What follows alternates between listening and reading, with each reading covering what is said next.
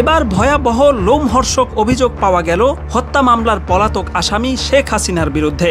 তিনি নিজে জেলখানায় ঢুকে মেজর বজলুল হুদাকে জবাই করে হত্যা করেছেন।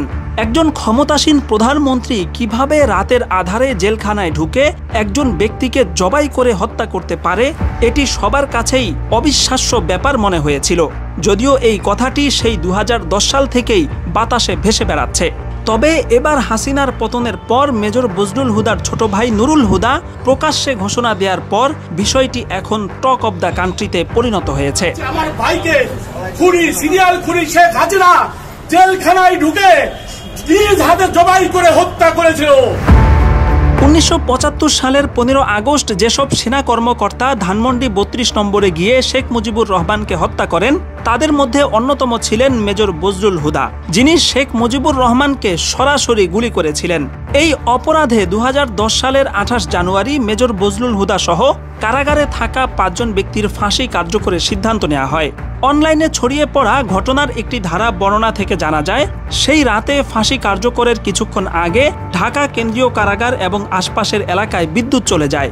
সে সময় দুটো কালো পাজেরো গাড়ি কারাগারে প্রবেশ করে, যার একটিতে ছিলেন স্বয়ং প্রধানমন্ত্রী শেখ হাসিনা।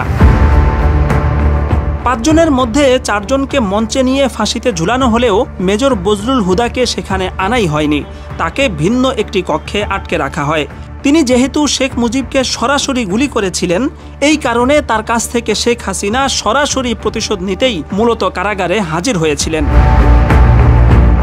ঘটনার বিবরণী থেকে জানা যায়, গরুকে জবাইয়ের সময় যেভাবে চেপে ধরা হয়, ঠিক সেভাবে 4 জন ব্যক্তি মেজর হুদাকে চেপে ধরে।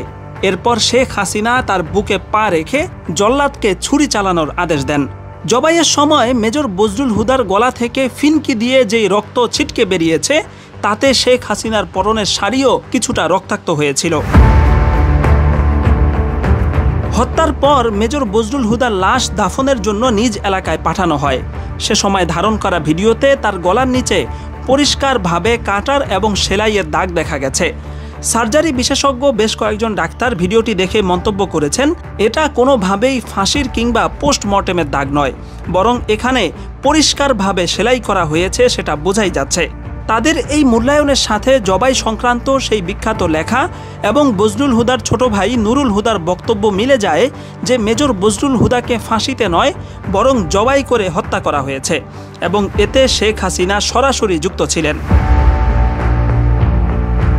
বিশ্লেষকরা বলছেন, বিভিন্ন দিক থেকে উঠে আসা এসব দাবি ও তথ্য প্রমাণ যদি সত্য হয়, তাহলে শেখ হাসিনা ক্ষমার অযোগ্য অপরাধ করেছেন, যা আন্তর্জাতিক আইনেও ভয়াবহ পর্যায়ের মানবতা বিরোধী অপরাধ।